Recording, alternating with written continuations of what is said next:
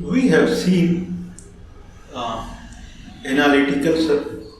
So this discussion is about surface and normal. So if I have a surface, then how we can calculate normal? So that is the idea. Later we'll see that if I have a surface and if I know the normal. So first is, if I have a surface, then how I can calculate normal. And then after the calculation, if a surface makes a transformation, then how much transformation we can expect in the normal. So two things. So while calculating the normal, we saw that surface is of two types. One type is analytical surface. We can say like analog surfaces, which is continuous, and discrete surfaces, also called polygon data, or which had facets. So calculating the normal of polygon data is also challenging. Means if I start calculating each facet's normal separately, and facets are little big, then there is a chance that there will be aliasing while drawing the shape. Means each facet has different normal. This facet adjacent to this facet, and this normal and this normal. So they will not look smooth. So even though I know that if I take a vertex on a facet, and then if I calculate the cross of two vectors, the vectors that are kind of they are associated with the vertex, then we get the normal. Okay, so the basic of getting normal is we have to find a surface, and then we take any two vector on the surface, and then we try to calculate the normal. So the story is same in calculating the normal for the polygon data also. We have different facets, and for each facet we take two vectors, and then we calculate the normal. Once normal is calculated, then if I take a kind of a point, like if I have a smooth surface can be like convex way, again convex, then there will be a sharp. Okay, so surfaces meeting like this. So here when they meet, the two surfaces goes like this. So we can say as a concave meeting, or it meets like this, that kind of convex meeting. So if it is a convex meeting, then we can take the average. Otherwise in concave meeting we have to go with the way it is. So anyway, that we'll see how it is. Now we have calculated the normal for continuous data, analytical surface and discrete surfaces. Now then we'll move to story of if I have a surface and I transform it, how much transformation its normal can take. So why they are different? Yes. A normal has different transformation and surface has different transformation. Surface is not like a vector that we have seen. Means it's a surface. Okay, it can have if surface is a flat, then we can think about its direction. Okay, and if it is a 2D surface, then we can think about two directions. But a normal is normal, means it has one direction and it has magnitude. So I have a surface and I have a normal. Now I am rotating the surface, so normal is rotating. Okay, what is the relationship between these transformations? So if we don't understand this relationship of the transformation between the surface and normal, then when we go for light calculation, so whatever transformation we receive in the surface, if we apply same transformation in the normal, then result would be wave, because that is not what actually it is happening.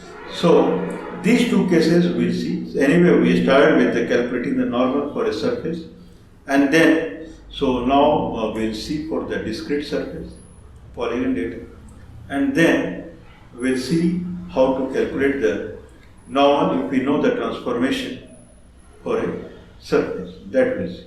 Okay, so we'll continue now. So implicit. So we have seen kind of. Okay, so polygon data we'll see.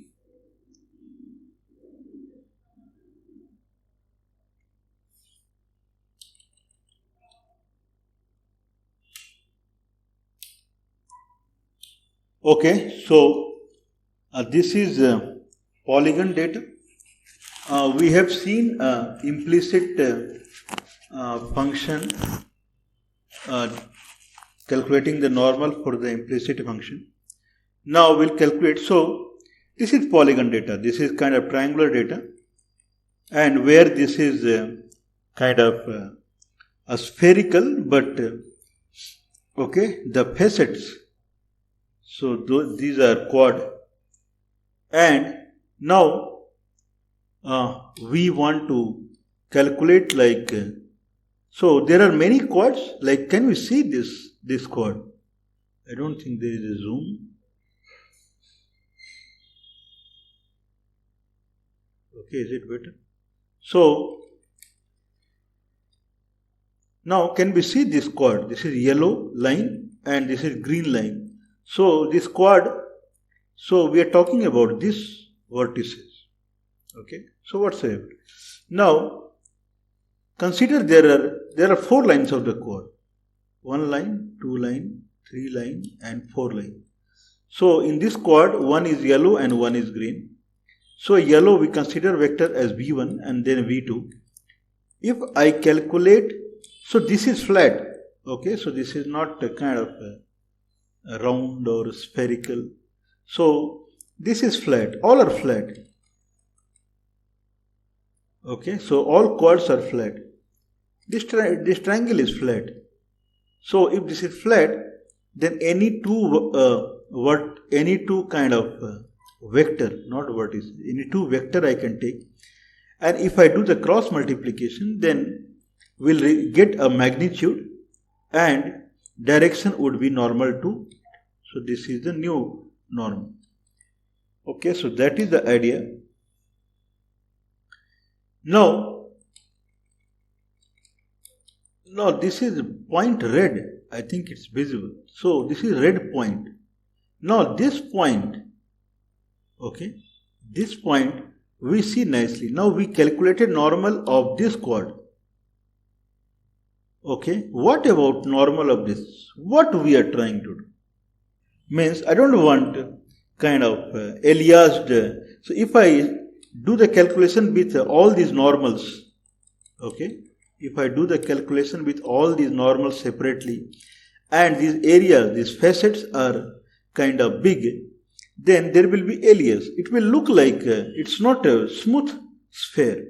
So for that we take the vertices, like this is the vertices, and around these vertices there are 4 facets, 4 quads. Now we named it as N1, N2, N3 and N4. And we'll calculate N1, N2, N3, 4 and then we'll do average, or we will calculate N1, N2, N3, N4 and then we'll have weightage. Like if angular weightage also we can give if some normal has more angle or something like that. And then we divide by 4. So by weight or by normal addition and they divide by 4. So these two we can do to calculate the normal at. So this is okay. So this is normal of any facet.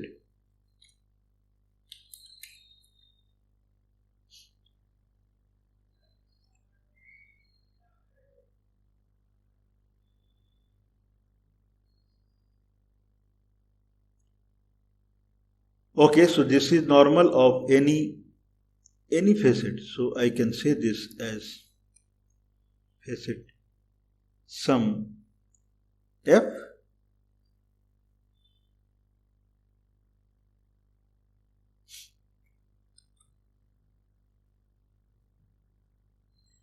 Okay, so this is for f, not very small, and so what I mean is f is this. So this is kind of normal for the any particular facet, and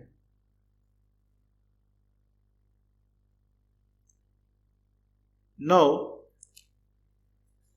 we are calculating normal of a vertex. So this is normal of a vertex. Normal of a particular vertex. Okay, or normal of a particular point. So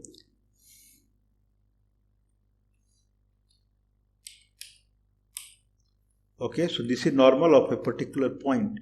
So like that, for every point, what we see now here. So we can calculate like all four facets around it, neighbors, and we calculate their normals, and then we do the averaging. So this is the way we go for polygon data. Now consider this as a kind of a surface. So it's like a book. Okay, so left page and right page, and this is a curve, and this down we can see the kind of we can say like deep. Okay, so it's a deep line, and then it's a kind of high altitude, and these are the surfaces. Now in OpenGL for the polygon data, if it is a quad, then if I am calculating for the P, so this is a point P. If it is a point P, this is P, then all four normals, this is convex. So all four normals we have to calculate, and we have to do averaging. What about Q? Same thing we have to do. It is a kind of edge point on edge. Still we can do N3 and N4. But if it is in a kind of okay, so it's a kind of deep ridge. Then if R is there, then we cannot do averaging around it, means it will be absurd. Then we have to show the neighbors separately. Okay, so that is the idea. Okay, so if we take care, then our kind of this polygon data would be kind of shown as a full sphere, okay, smooth sphere, where if we do the averaging, so first we calculated the normal, okay, any facet we took, and if I take a facet, then any two lines, they are kind of meeting each other, and then those two lines equation we calculated. How we calculate equation? It is the same as if two end of the line, okay, so two end of the line is P1 and P2, and if I subtract, then I get the vertex, I get the kind of the vector. So here also, if I subtract two end of the yellow line and two end of the green line, then I get V1 and V2. And if I get V1 and V2, then okay, so we calculate the normal by crossing it. Okay, like that we get the normal of all the facet. Now rather than going with the facet, we go with the points, and each point's normal we calculate like averaging the neighbors' facets. By weight also we can do. Okay, so this is for the convex points or for the edges, but for concave, for the deep points, there this fundamental won't work, and we have to show the facets normal only. Okay, if we do, then we get smooth.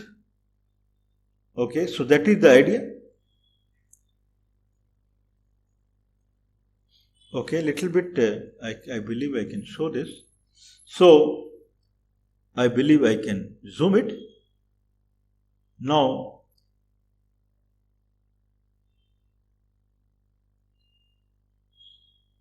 Okay, so this is, if this is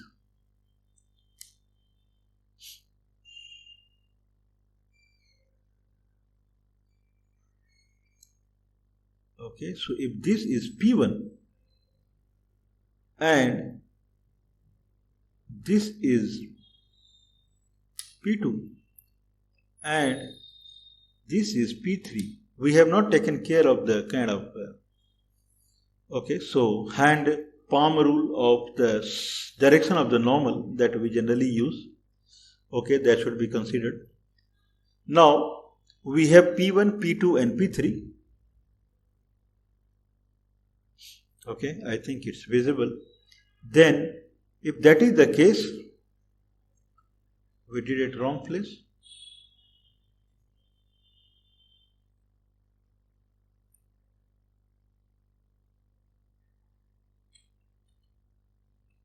Okay, we intended here.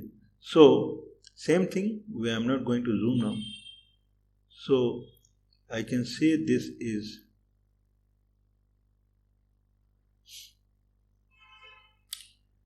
P1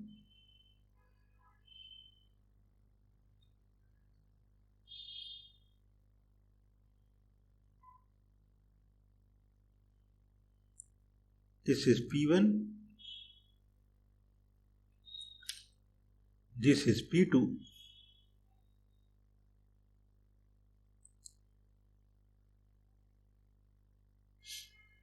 and this is P3.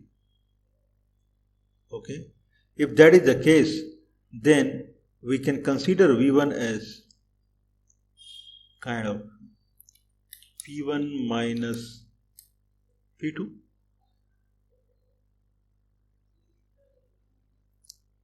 and here V2 means P2 minus P3, P2 minus P3. So this is the way kind of we calculate the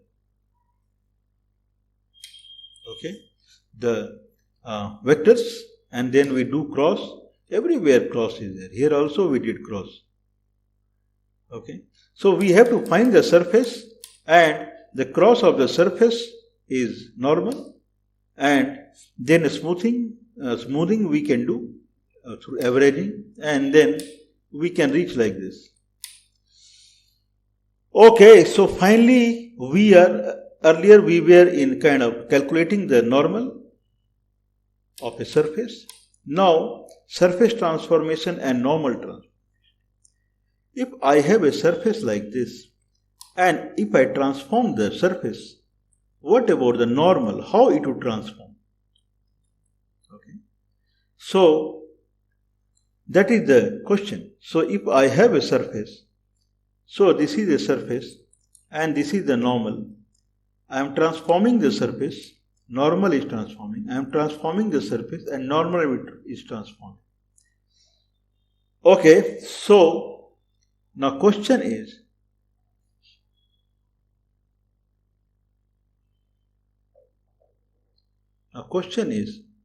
if this transformation is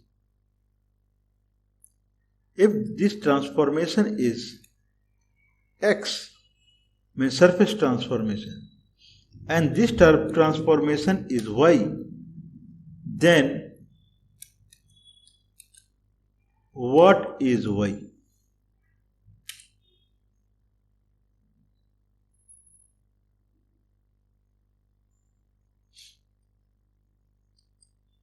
Okay, so in that case, what is Y?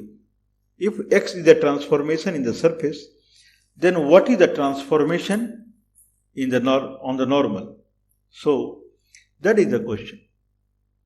Okay, so that we'll see the calculation.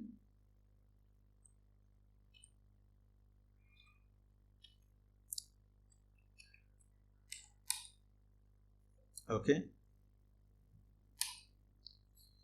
now I have a surface and V is any point on the surface. If I have a surface,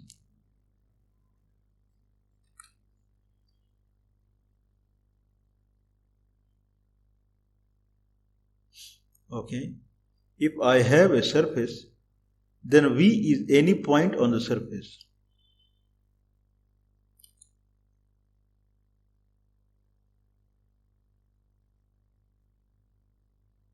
So V is any point on the surface. Okay. Now, if n is normal, okay, so Mr. Surface is different here and there. So I'll make it V being here. Okay. Now I have a V that is a point on the surface and n is the normal. If that is the case, then n dot V would be 0 because normal dot product of two vectors is 0 if it is 90 degree. If they are orthogonal, then it is 0. Then if I turn it to matrix multiplication, then I have to transpose it, one of them. Then I can insert identity matrix, doesn't matter. If it is identity matrix, then it is nothing but, so there is a kind of a matrix M, then matrix inverse. I can be replaced by M inverse and M. So M inverse and M multiplication is identity matrix. Now I group it separately. Now if M and V is there, I can say that the vertex is moved by or transformed by matrix M. If that is the case, then this is, okay, so this is kind of a new surface. This became a surface. Means what I am trying to say is,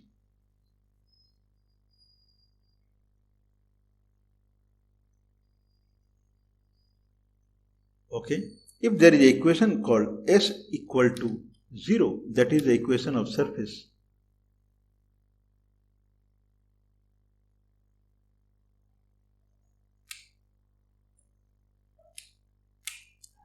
If S equal to 0, okay, then any point on S, okay, so S into V equal to 0. So it should satisfy this equation. Okay, if that is the case, then if this is a new vertex position, means transformed vertex position, then it lies on the plane nt and m minus 1. Okay, but we are interested in normal. Okay, so if this is the plane, okay, now this is equivalent to m to the power minus 1 inverse transpose n and then total transpose. So this leads to our kind of this formula. Okay, if this is the vertex and this is the transpose and it follows the equation, then if this is the new vertex, if this is the transpose, then this is completely new normal. New normal in the sense that, okay, so if this is the new normal, okay, then this is the, okay, so this is the kind of the new transformation. Okay, so whatever is inside, okay, that is the new normal. That's why then this was the normal, then this got multiplied to this. So what we are trying to prove this now, V vertex transformed by M, then Mr. Normal got transformed by inverse of M and then transpose. So first we do inverse, then we do transpose, that much it transformed. So y is what? If it is x, then y is x inverse and transpose, so we will fill it. Y is what?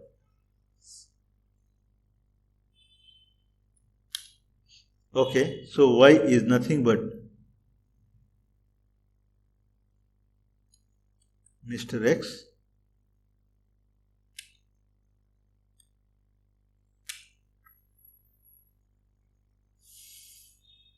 okay, and then inverse, and then transpose,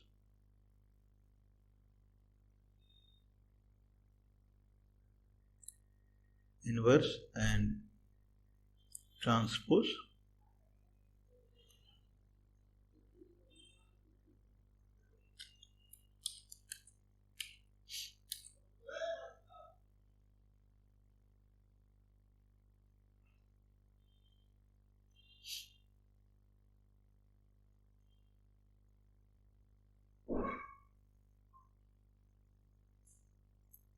okay. So then we can say that y would move like this. So y is new transformation matrix, then it is like this.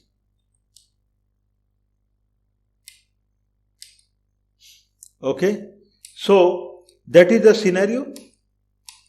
Okay, we'll really rotate it, and this is how we'll see many more things. So slowly, okay, so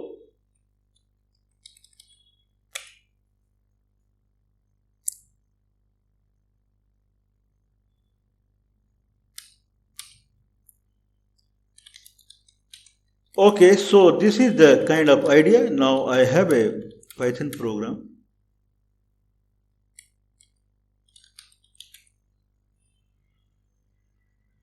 Now this is the normal, and normal is in direction of y, and our surface is in kind of xz plane. So I am going to rotate it. So this is the surface. So the way surface is rotating, normal is also rotating.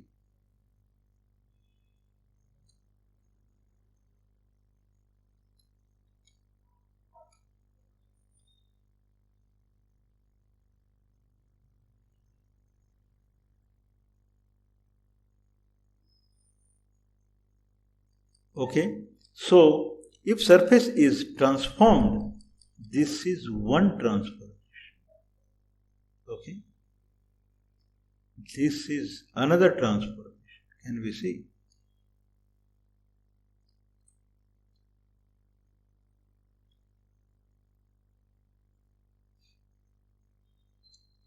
Okay.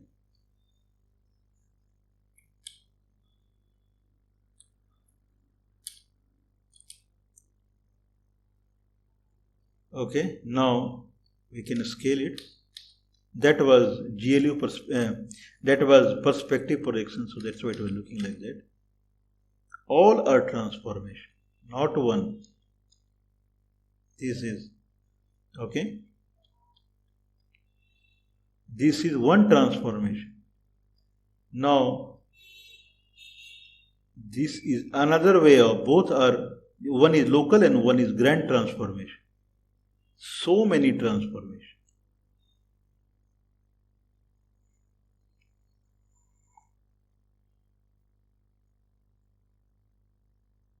So this is the relationship. If I have a normal and I have a surface, and okay, this is one transformation. Can we see how it is going in the direction of normal? And this is another way of transformation.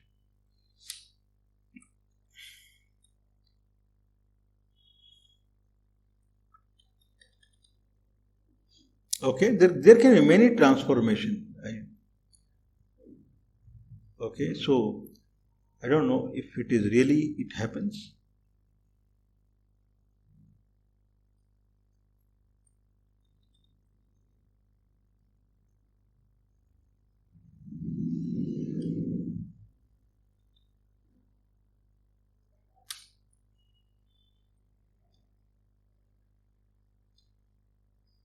Can we see? This is another way of transformation.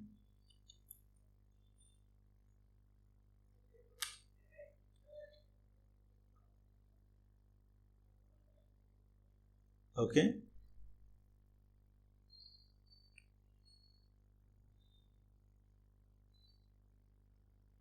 This is another way of transformation.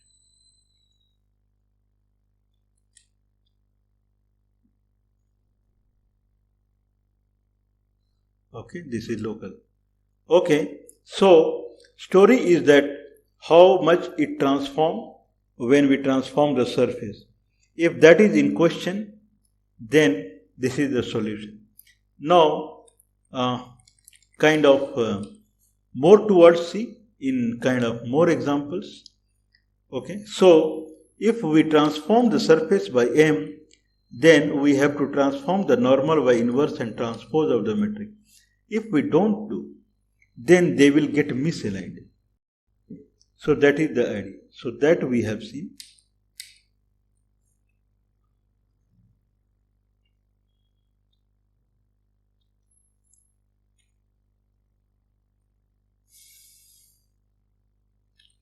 Okay, so quickly I'll just recap what we have covered. So we started with surface and normal and how we have to calculate the normal for the analytical surface. We calculated the normal by first calculating the tangents, and then we get a plane and then cross, we get the normal. And it is also in explicit and implicit way. So this is explicit way where we don't need z coordinate, or implicit way where we have to find the gradients and then we do it. Okay, surfaces are two types. For polygon data, for each facet, so we have to calculate vectors and then we calculate the normal by crossing it. And then for each point, neighbors, facets, normal, we average and we get it. Points can be convex, concave or edge. And then for the convex, we take the care of the neighbors, for the edge also, but for concave or for the deep points. Okay, so we have to rely upon the neighbor. Okay, so it become really smooth.